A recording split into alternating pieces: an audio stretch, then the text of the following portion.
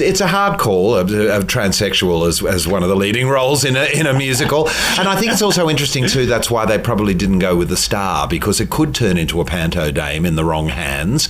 And I think if it had been Michael Crawford or somebody like that, you would sit there going, oh, that's Michael Crawford in a dress. But I think having somebody who is an unknown quantity to a degree, they're more prepared to suspend their disbelief and go with the story. It's called Priscilla, Queen of the Desert, and it's described as the Queen of Fabulous, I think, outside the building. It's a camp show.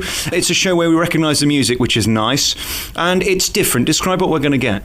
Well, I think you've just done it in a nutshell. For anybody who's seen the film, they know the story: two gay guys and a transsexual travelling across the Australian outback to do a gig in Alice Springs. The other two don't know that one of the gay guys is a father, and he's in fact off to see his son, who he hasn't seen since he was born. But what we don't have, of course, is the outback. That's the big stretch of the imagination with the stage show. So we've replaced it with all those wonderful songs that were in the film, but we've turned it into a Ziegfeld Follies spectacular with the most outlandish costumes you've ever seen. I think you can see every penny of the million or several million pounds that have been invested in this show, and a lot of fun choreography. But underneath it all, there is a real heart to it. There's a lot of love as well. Yeah, it is an ensemble piece, and you know, God bless the understudies who do a brilliant job.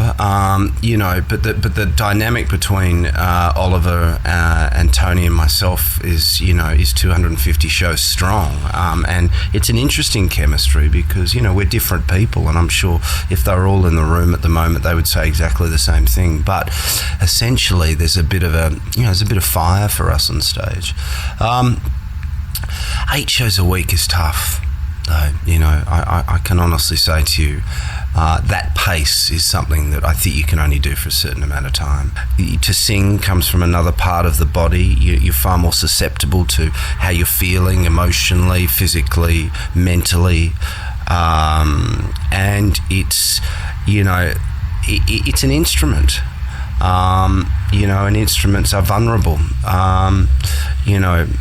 You can sort of, unless you lose your voice, you can pretty much act your way through anything, So I actually find this more stressful, yet more exhilarating when it finishes and when it's completed. But you dance, you sing, you act, it's the whole gamut. And yes, 8 shows a week is a whole currency within itself. It made me feel quite inadequate sitting through 2.5 hours of all these Adonises on stage. There's not many fat, ugly blokes with ginger hair, are there? I know. It's and the other thing is they've all got to be tall because they've got to play all those larger-than-life women, but they've also got to be believable as miners and blokes who are from the outback. So it's a tough call to find people to do this show. They've all got to be above 6 foot and be believable blokes and believable beautiful women. Yes, it can be very intimidating for the audience, I would imagine. The women as well. Let's talk about the wigs. How many have you got? I've only got the one, actually. There's the one, and the other two are sort of attached to turbans for very quick changes. But I've struck gold with the wig over here because the wig in Australia made me look quite sort of matronly. It was more the Terence Stamp look in Australia, but here they've made me look very glamorous, and I'm very grateful for that because, you're very insecure being a not very good-looking middle-aged bloke who's suddenly being asked to, be a femme fatale. So I need all the help I can get. And, of course, the frocks. There's many of them. There are many of them. I have 20 costume changes, I think, in the show.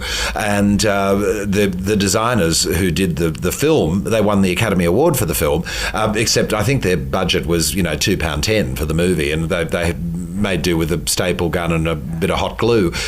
Here they had an enormous amount of money to play with, and their imagination and their wit has run riot. So there's some spectacular clothes in the show. It's a lot of fun. Congratulations on being you. Seriously, this is a great show. We should say this ain't Mary Poppins. No, it ain't. It's not really suitable for very young kids. Probably like 14, 15 up. The language is a bit close to the knuckle.